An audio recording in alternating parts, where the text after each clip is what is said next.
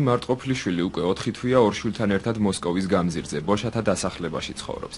ამბობს, რომ სახელმწიფოსგან დახმარებას არ იღებს. ბავშვების რჩენას კი ძირითადად მოწყალების თხოვნით ახერხებს. მათხოვრობ, ჩემი ქმარი ჯარცი მუშაობს. ჯარცი. ხან 5-10 ლარი რჩება, ხან არაფერი. ხან მშივრები ვართ. სახლიც არა გვაქვს. აი ისე ვცხოვრობთ. და რა ვიცი, ისე დახმარება არაფერი არ გვაქვს. და ორი შვილი მყავს. Ну, как у нас жить? Как цыгане может быть жить? Бедные люди. Много детей, мало имущества, не хватает для детей. Ну, больше с чего говорить. Живем бедно, на квартире. Ходим, просим. Просто мы хотим взять вид на жительство здесь. Мы с Одессы приехали, с Украины. А мы хотим здесь вид на жительство взять, чтобы здесь постоянно жить дети, чтобы в школу ходили. И как бы здесь жить хотим. 8 აპრილი ბოშათა საერთაშორისო დღეა. ამ დღესთან დაკავშირებით დემოკრატიისა და სამოქალაქო ინტეგრაციის ცენტრმა ბოშათა თემის მდგომარეობა შეისწავლა. რივმა გელენავა საქართველოში მცხოვრები ბოშების პრობლემებზე საუბრობს. ბოშათა თემს ძალიან ბევრი პრობლემები გააჩნია, პირადი დოკუმენტებიდან დაწყებული, ასევე დასაქმების, ჯანდაცვის, განათლების პრობლემები. ასე რომ ყველა საკითხს ჭირდება კომპლექსური მიდგომა. ყველაზე მეტად ბავშვებს უჭირთ ის, რომ არ აქვთ ძალიან ბევრს პირადობა, ბავშვებს დაბადების მოწმობა. დაბადების მოწმობა რომ არ აქვთ, სკოლაში ვერ მიდიან ბავშვები. სოციალური დახმარება არ აქვთ, იმიტომ რომ პირადობები და დაბადების მოწმობები არ აქვთ. უმცირესობათა საკითხებში პრეზიდენტის მრჩევლის განცხადებით სახელმწიფო ბოშების პრობლემების მოგვარების ხელშეწყობას გეკმავს. ჩვენ ვიცით იმ პრობლემების შესახებ, რაც დღეს ბოშებს აქვთ. ერთ-ერთი პრობლემა არის ის, რომ მათ არ აქვთ საბუთები. ჩვენ მუშაობთ ამ მიმართულებით, ვესაუბრეთ უკვე იუსტიციის სამინისტროს წარმომადგენლებს. ეს არის ძალიან მარტივი მოსაგვარებელი პრობლემა. მთავარია, რომ ისინი ჩვენ მზად ვართ მივიდეთ ადგილზე, სადაც ისინი კომპაქტურად ცხოვრობენ და ხელი შეუწყოთ იმაში, რომ მათ აიღონ საბუთები. როდესაც მოქალაქეს არ გააჩნია არანაირი დოკუმენტი, ამ შემთხვევაში ტარდება ადმინისტრაციული წარმოება ჩვენ სააგენტოში იურიდიული ფაქტის დადგენის მიზნით. ბოშებთან დაკავშირებითაც იგივე პროცედურები, რა თქმა უნდა, მიესადაგება, უბრალოდ გასარკვევია, რომ რომელ სეგმენტში მოხდებიან, ეს არის დასაზუსტებელი საკითხი. ეროვნულ უმცირესობათა კულტურის მხარდასაჭერად კულტურის სამინისტრო 2009 წლიდან სპეციალურ პროგრამას ახორციელებს. ირინე საგანელიძის თქმით, პროგრამა მიზნად ამ უმცირესობების კულტურისა და ტრადიციების შენარჩუნებას ისახავს. მისი თქმით, სურვილი შემთხვევაში სამინისტრო მზადაა ბოშებს სხვადასხვა აქტივობა დაუფინანსოს. ბოშათა ცხოვრება საქართველოს ტერიტორიაზე მრავალწლიანი ტრადიცია გააჩნია, მათ აქვთ ძალიან საინტერესო თვითმყოფადი კულტურა და თუ იქნება მათის მხრივ ინიციატივა, ჩვენ მზად ვართ სწორედ აი ამ ინიციატივას მხარი დაუჭიროთ და ხელი შევუწყოთ ამ მიმართულებით მათი კულტურის მხარდაჭერას და იმ ტრადიციების წარმოჩენას, რომელიც საქართველოს ტერიტორიაზე არსებობს. სახალხო დამცველის აპარატი შექმნილი სიტუაციიდან გამოსავალ სახელმწიფო პროგრამის შექმნაში ხედავს. სპეციალური სახელმწიფო პროგრამა უნდა გაკეთდეს, რომელიც მოიცავს სხვადასხვა მიმართულებას. ეს არის განათლების საკითხი, ჯანდაცვის საკითხი, სიღარიბის დაძლევის საკითხი, უმუშევრობის გადაჭრის საკითხი. სახალხო დამცველის 2013 წლის ანგარიშის მიხედვით საქართველოში დაახლოებით 2500-მდე ბოშა ცხოვრობს. ანგარიშში აღნიშნულია, რომ სახელმწიფოს მიერ დღემდე ბოშათა თემის მხარდაჭერაზე ორიენტირებული არც ერთი პროგრამა არ განხორციელებულა.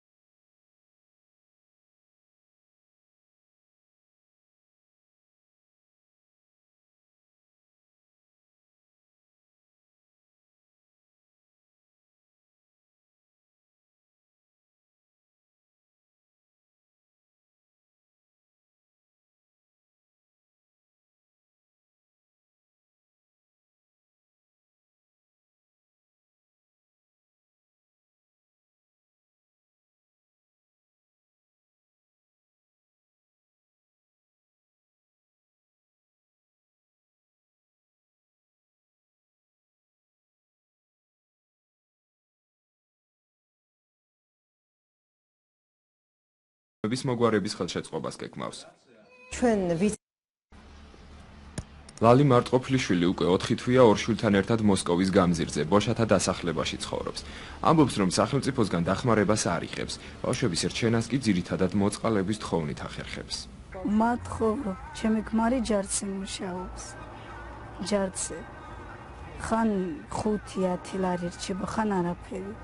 ხან მშივრები ვართ. სახლიც არ აგვაქვს. აი ისე ვცხოვრობთ. და რა ვიცება ისე დახმარება არაფერი არ აგვაქვს. და 2 შვილი მყავს. Ну, как у нас живется, как цыгане может быть жить? Бедные люди, много детей, мало имущества, не хватает для детей. Нам больше с чего говорить. Живем бедно, на квартире, ходим, просим. Просто мы хотим взять вид на жительство здесь.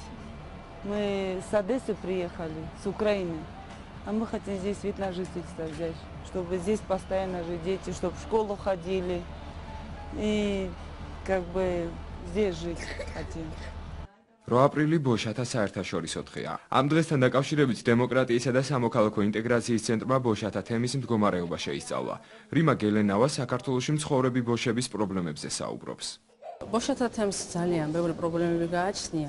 პირადი დოკუმენტებიდან დაწყებული, ასევე დასაქმების, ჯანდაცვის, განათლების პრობლემები. ასე რომ ყველა საკითხს ჭირდება კომპლექსური მიდგომა. ყველაზე მეტად ბავშვებს უჭირთ ის, რომ არ აქვთ ძალიან ბევრს პირადობა, ბავშვებს დაბადების მოწმობა. დაბადების მოწმობა რომ არ აქვთ, სკოლაში ვერ მიდიან ბავშვები. სოციალური დახმარება არ აქვთ, იმიტომ რომ პირადობები და დაბადების მოწმობები არ აქვთ. უმცირესობათა საკითხებში პრეზიდენტის მრჩევლის განცხადებით სახელმწიფო ბოშების პრობლემების მოგვარების ხელშეწყობას გეკმავს. ჩვენ ვიცით იმ პრობლემების შესახებ, რაც დღეს ბოშებს აქვთ. ერთ-ერთი პრობლემა არის ის, რომ მათ არ აქვთ საბუთები. ჩვენ მუშაობთ ამ მიმართულებით, ვესაუბრეთ უკვე იუსტიციის სამინისტროს წარმომადგენლებს. ეს არის ძალიან მარტივი მოსაგვარებელი პრობლემა. მთავარია, რომ ისინი ჩვენ მზადვად მივიდეთ ადგილზე, სადაც ისინი კომპაქტურად ცხოვრობენ და ხელი შეუწყოთ იმაში, რომ მათ აიღონ საბუთები. როდესაც მოქალაქეს არ გააჩნია არანაირი დოკუმენტი, ამ შემთხვევაში ტარდება ადმინისტრაციული წარმოება ჩვენ სააგენტოში იურიდიული ფაქტის დადგენის მიზნით.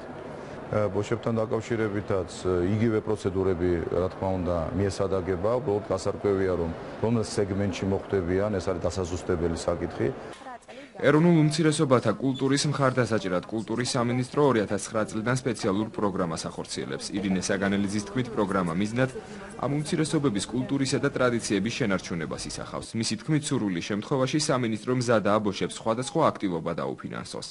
ბოშათა ცხოვრება საქართველოს ტერიტორიაზე მრავალწლიანი ტრადიცია გააჩნია. მათ აქვთ ძალიან საინტერესო თვითმყოფადი კულტურა და თუ იქნება მათის მხრივ ინიციატივა, ჩვენ მზად ვართ სწორედ აი ამ ინიციატივას მხარი დაუჭიროთ და ხელი შევუწყოთ ამ მიმართულებით მათი კულტურის მხარდაჭერას და იმ ტრადიციების წარმოჩენას, რომელიც საქართველოს ტერიტორიაზე არსებობს. სახალხო დამცველის აპარატი შექმნილი სიტუაციიდან გამოსავალ სახელმწიფო პროგრამის შექმნაში ხედავს. სპეციალური სახელმწიფო პროგრამა უნდა გაკეთდეს, რომელიც მოიცავს სხვადასხვა მიმართულებას. ეს არის განათლების საკითხი, ჯანდაცვის საკითხი, სიღარიბის დაძლევის საკითხი, უმუშევრობის გადაჭრის საკითხი. სახალხო დამცველის 2013 წლის ანგარიშის მიხედვით საქართველოში დაახლოებით 2500-მდე ბოშა ცხოვრობს. ანგარიშში აღნიშნულია, რომ სახელმწიფოს მიერ დღემდე ბოშათა თემის მხარდაჭერაზე ორიენტირებული არც ერთი პროგრამა არ განხორციელებულა.